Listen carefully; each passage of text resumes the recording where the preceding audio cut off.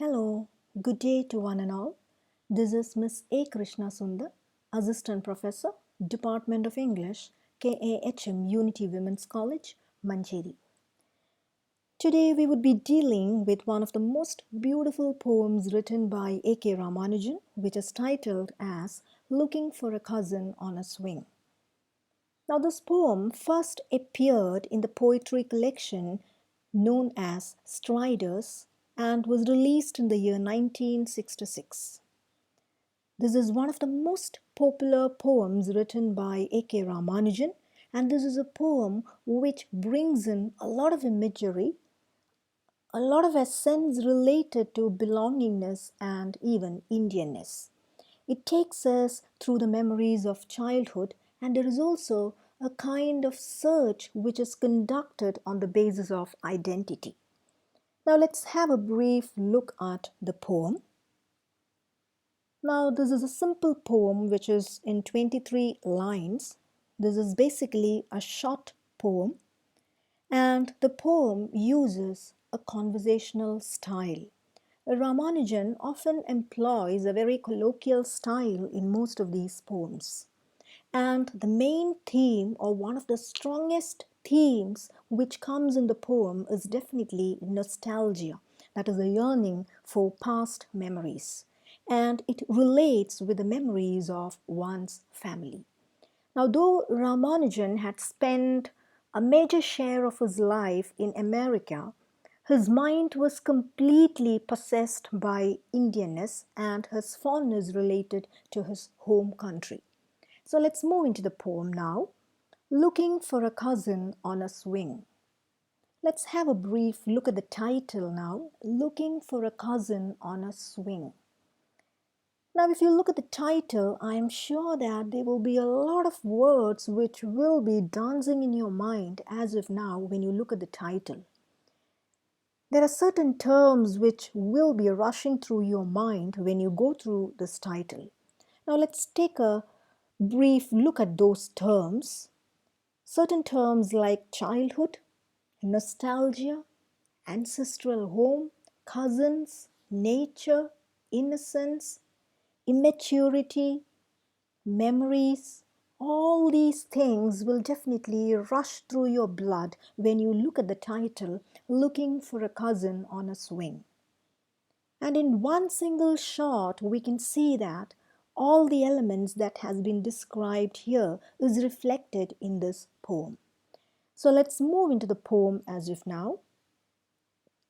Looking for a cousin on a swing. So this is how Ramanujan begins his poem.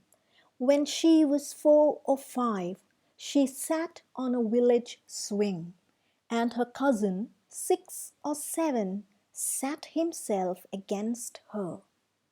So see, it looks like a very, very simple poem, a poem which starts in a conversational style, and it talks about two small children. When she was 4 or 5, she was. So we understand that it is a past incident. When she was 4 or 5, she sat on a village swing. So I need you to evoke your memories. Imagine those memories that you might have had at your ancestral home, usually when you meet with your cousins. So this girl mentioned here was just 4 or 5. And see, there is no accuracy related with the age. The speaker of the poem is not very sure about the age of this girl. She was 4 or 5. So 4 or 5 in the sense a very small child. She sat on a village swing. And swings are very common, especially in Indian context, especially in Kerala context. And these swings are very common in ancestral homes, old homes, especially when all the cousins, the relatives meet. So the small girl was sitting on a village swing. So here again, the image of a village is popping in. So we understand it is not a city, it is a remote village, maybe a very old home where all the cousins and relatives meet, and there is a swing, and it might be around the swing that all the children might be playing. So the small girl, She was 4 or 5 and she sat on a village swing, and her cousin, 6 or 7, sat himself against her. So here comes the boy, her cousin, 6 or 7. So again, there is no accuracy related to the age, 6 or 7. The author is not really sure about the age, and he came and sat himself against her. So maybe they are sharing the very same swing as you can see in the pictures. So now the question comes, who is she and who is he? The she here is a cousin, and the he here is definitely the speaker himself, and that is A.K. Ramanujan. So this boy, the cousin, who is around 6 or 7 years old, is A.K. Ramanujan himself, and the girl is his cousin who was younger to him, and she is just 4 or 5. So you can see the age gap here, and the age of the children here, it is not very accurate. And sometimes it happens when you think about your childhood memories, things that you remember might not be very accurate. You might have a blurry picture about those incidents. So that is why he is not very sure about the age. He is not sure even about the age that he himself is placed in. So the girl here is 4 or 5 and the boy here is 6 or 7. So we understand that the speaker here is the narrator himself, A.K. Ramanujan, and he is sitting along with his cousin sister who is just 4 or 5. Now think about the age mentioned here, 4 or 5 and 6 or 7. Now this is actually an age or a phase of innocence. This is a time when you do not know about the bigger things in life, the more serious things in life. You are concerned only about very little things around you in your life. So this is a phase, a period of innocence. So let's move on to the next part. With every lunge of the swing, she felt him in the lunging pits of her feeling. With every lunge. Now, lunge here means the movement of the swing. Now, those who have experienced this will understand this. Now, if you are moving with the swing on a faster pace, I am sure as a child, you might have experienced butterflies in your stomach. And when somebody actually pushes you in the swing, it goes straight up at one side and it comes back. So there is a kind of churning that you can sense within your stomach.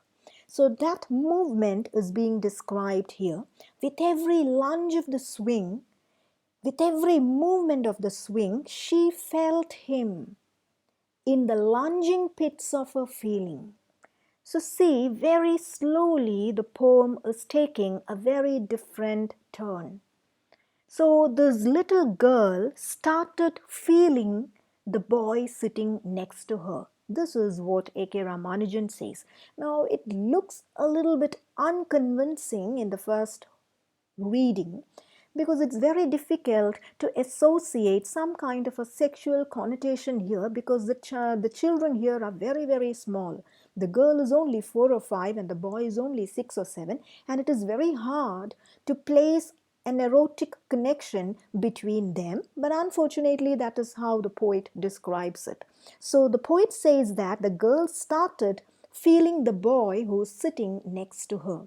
Now it's a very common kind of scenario, because when you have a stranger sitting next to you, you get a different kind of sensation. You feel very uncomfortable. On the other hand, if it is somebody else whom you like very much, that's again a totally different sensation that your body feels. So here, the girl was aware of her sexuality. Maybe you can interpret it in a different way, that it's normally said that girls are more matured than boys, even if they are younger than the boys in their age. So maybe Ramanujan is speaking about this age-old concept where the girl is associated with maturity, and maybe because of that maturity, he is trying to associate sexuality with her. So you can see erotic images are actually combined here, and you can see the repetition of the word lunge of the swing, and then comes in the lunging pits of a feeling. So just like there are butterflies in your stomach when there is a sudden movement goes with the swing, the same kind of a feeling comes, especially when somebody whom you like very much is going to sit next to you. So this girl feels him with every swing movements. So there is a sexual connotation here. Now, one interesting part here is that the author says that she feels it. But what about the boy? Nothing is said about the boy. Nothing about the feelings of the boy here is disclosed. So maybe we do not know what exactly is happening from the side of this boy. But today, if you read it in the light of feminism, there are a lot of things in which you can actually associate, interpret it, and tear it off in different ways. But maybe Ramanujan wrote it at a period when feminism was not that much concerned in Indian context. Maybe because of that, this was not analyzed in that way. But today, if you're going to read it on a feministic plane, definitely this is going to be criticized, because the 4-year-old girl is associated with erotic feeling or sexual feeling, but the boy who is 6 or 7 years old, nothing is being disclosed about him. So she feels it. What about him? That question remains. So anyhow, this stanza is related with some kind of a sexual connotation that happens within the mind of the girl. Let's continue. And afterwards we climbed a tree, she said, not very tall but full of leaves like those of a fig tree, and we were very innocent about it. So before I start explaining these lines, I want to take you towards one particular imagery here, that is of the fig tree. Now this fig tree is actually a symbolic relevance which comes from Bible. I'm sure you might know the story of Adam and Eve. Adam and Eve, they were actually created by God and they were placed in the Garden of Eden, which is otherwise known as paradise. And if you remember the story goes like this. They were actually enjoying their life in this heaven, in this paradise. Everything was created for Adam and Eve. Lots of blossoms, lots of flowers, lots of fruits, trees. It was a beautiful place indeed.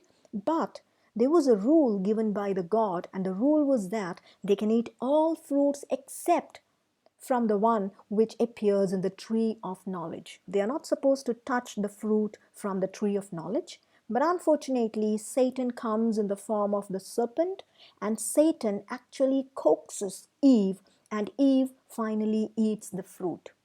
Now, when Eve consumes the fruit, Eve actually persuades even Adam to taste the fruit. So you can see the picture. The left-hand picture is where the serpent is actually seducing Eve. The serpent persuades her, and then Eve persuades Adam to eat the fruit. And once they consume the fruit, there is a kind of change which is happening to them. Till then, they were actually walking naked within the paradise, but suddenly they start getting a new sensation. They try to cover their bodies, they try to cover their nakedness, and in order to cover their nakedness, they make use of the leaves of fig tree. And it is with the leaves of these fig trees that they cover their bodies. And that is the relevance of fig trees and Bible. Now the same fig tree is used here by A.K. Ramanujan. Now let's continue. And afterwards we climbed a tree, she said. So here again, it is not he. It is a girl who is always insisting. So if you look at it from a different perspective, the entire blame is on the girl. The entire blame falls on the girl, not on the boy. So we climbed a tree. Maybe these are things which children do normally when they get together. And afterwards we climbed a tree, she said, not very tall, but full of leaves like those of a fig tree. And we were very innocent about it. So they were climbing the tree, and you can see the image of the fruit here, the fig tree, the fruit. And this is a biblical reference. And you can see the boy and the girl here is actually compared with Adam and Eve. Now you can see there is a line which comes directly from the book of Genesis. This is how it goes. And the eyes of them both were opened. This is about Adam and Eve. And they knew that they were naked. So this is a result after having the fruit from tree of knowledge. And they sawed fig leaves together and made themselves girdles. So girdles means something like a belt to cover their body. Now these are the lines taken from the book of Genesis. So here, just like Adam and Eve, They are losing their innocence. This is what A.K. Ramanujan tries to say. But at that time, while they were climbing the tree, they were very innocent about it. So maybe he is thinking about the very same incident from a different platform right now, because right now both of them are grown up. They are no more children. So here comes a kind of enlightenment from innocence towards sexual awareness. So maybe A.K. Ramanujan is talking about the sexual awareness that they might have come across after climbing the tree. So that is a biblical reference which is coming here with fig tree. And you can see the change that is happening in the minds of these children. Still, it feels very unconvincing for me for a 4-year-old girl to have an erotic connection with a 7-year-old boy, but this is how A.K. Ramanujan goes with this. So let's continue. Now, she looks for the swing in cities and 15 suburbs and tries to be innocent about it. Now here is actually bringing us to the present situation. So till now, A.K. Ramanujan had been talking about their childhood memories, but now they are in the present scenario where they are completely grown up individuals. So now she looks for the swing in cities, which means that right now she is placed in a city. So maybe you can think about it like she is in London or she is in New York or any other city which is totally different from a village scenario. Remember, they were together on a swing in a village. But now this girl, maybe a lady now, she is in a city with 15 suburbs. With 15 suburbs in the sense that maybe she is living in a very huge city. A very huge city. And you can see, and tries to be innocent about it. And tries to be innocent about it means, in fact, she is not innocent. That is what A.K. Ramanujan is trying to say, because there is still some kind of an unfulfilled sexual desire which is remaining in this lady's mind. And that is why she is still looking for the swing. So the swing here is actually standing as a symbol for getting connected with one's sexuality. Or maybe she is trying to associate a swing with the sexual relationship that she is yearning for. So you can see the lady right now is in a city with 15 suburbs. Now suburb is actually an outlying district of a city, a residential unit. That's what you can understand. So maybe she is in a very huge city, a metropolitan city. And even though she tries to think about the swing, which means she still has a desire for this kind of a relationship. We do not know whether it is a relationship that she yearns with a cousin or with somebody else. That is not very clear. It looks rather ambiguous. And she tries to be innocent about it. So she is trying to be innocent about it as if she is trying to forget about the previous relationship that she had with her cousin. Now maybe when you talk about having a relationship like this with a cousin, it looks rather unbelievable, because in many religions, cousins are just cousins. You cannot think about another kind of sexual relationship, but still there are certain religious practices where you can see in certain Hindu customs, you can marry cousins. For example, in Tamilian culture, you can marry the uncles. So these kind of systems are relevant in certain cultural contexts. So we do not know which cultural context A.K. Ramanujan is talking about, but still there is some kind of a relationship that is working between these cousins, the boy and the girl. So we can understand from this stanza that the lady is still in search for a sexual relationship, because we understand there is an unfulfilled sexual desire that is still ringing in her mind. Now coming to the last part of the poem, not only on the crotch of a tree that looked as if it would burst under every leaf into a brood of scarlet figs if someone suddenly sneezed. So this is the very last stanza of the poem. So let's have a look at the different words here. Not only on the crotch of a tree. Now crotch is actually the point of intersection. Now just have a look at the second picture on the left hand side. You can see a tree which is in a forked shape. So you can see an intersection at the bottom. Did you find that? Yes, there is an intersection at the bottom of the tree, and that intersecting point is where you can call it as a crotch. Now, just invert the same image, the image of the tree, just invert the same image and you get another image on top of that. Can you see? So that looks like the second half of a human being, right? So it has the same structure that is again forked, and between the two legs, that intersecting point, again you can call it as a crotch, which exactly is related with the sexual organ. So this is what the poet is trying to relate to here, not only on the crotch of a tree. So even when he talks about the crotch of a tree, in an indirect way, he is relating it to the intersecting point between the legs, which is again a sexual connotation. So the crotch of a tree that looked as if it would burst under every leaf into a brood of scarlet figs if someone suddenly sneezed. Into a brood of scarlet figs. Let's try analyzing it backwards. Okay, so into a brood of scarlet figs. Now brood is actually bulk, a lot number of figs. Now scarlet is actually the red color. Now on the right hand side you can see the picture of figs, the fruit. You can see the interior part is red in color. It is blood red in color, and that is why the color scarlet. So a brood of scarlet figs. If someone suddenly sneezed. Now see, imagine a tree which is completely covered with fruits. Even if you sneeze in front of the tree, the fruits might fall down because it is completely filled with fruits.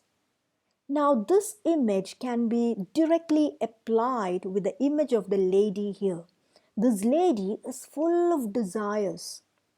Her mind is completely preoccupied with sexual desires, and in such a case, if somebody connected with her, she would be readily accepting this, as if a brood of scarlet figs is coming out if someone suddenly sneezed. So maybe this can be interpreted in a more valid way, like maybe the lady wants to get impregnated in the sense that she wants to become a mother. And remember, Ramanujan wrote this poem during the 1960s, and during the early 1960s, a lady, the greatest wish of a lady can be just motherhood. We cannot think about a lady completing her studies or maybe going for a work or a job, because their life is completely confined within the walls of their home. Getting married, having children, this could only be the greatest dream of a lady during the 1960s. So maybe that is the reason why A.K. Ramanujan is writing in such a way. Maybe he would have written it in a totally different way had he been alive right now. So maybe here, in that way, this lady is completely filled with desires, and you can see that looked as if it would burst under every leaf because the trees are covered with leaves, and suddenly if somebody sneezed, all the fruits will be dropping down. Similarly, if somebody is trying to take advantage of her, or maybe if somebody is trying to get connected with this lady will easily fall into them, or this lady will easily get in connection with those men, maybe a man, because she is full of desires. So just like a tree dropping the fruits out, this lady is eagerly waiting for motherhood or to become a mother after a sexual relationship with somebody. So this is how you can interpret it. So not only on the crotch of a tree that looked as if it would burst under every leaf into a brood of scarlet figs if someone suddenly sneezed.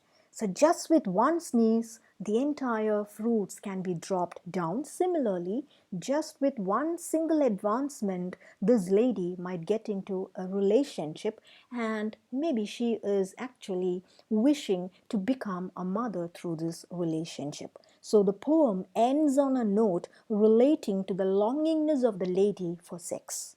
So maybe this is something which you can associate when we talk about it as a lady, but still it looks very unconvincing for me when you connect with these erotic images for a child of 4 or 5 years old. Okay, so this is how the poem ends. Now let's have a look at some of the major themes related with it.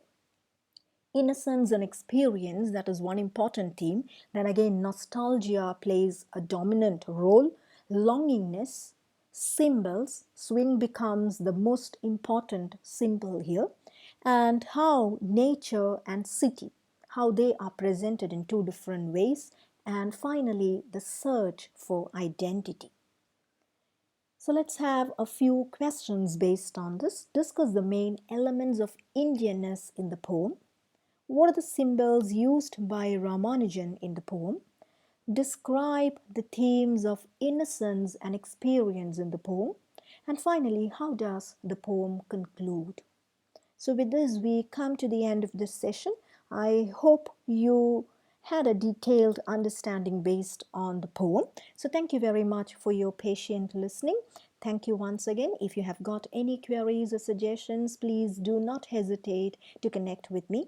And here is my blog, which you can get into if you want to take a look at the blog writings. So thank you very much. Thank you. Thank you once again.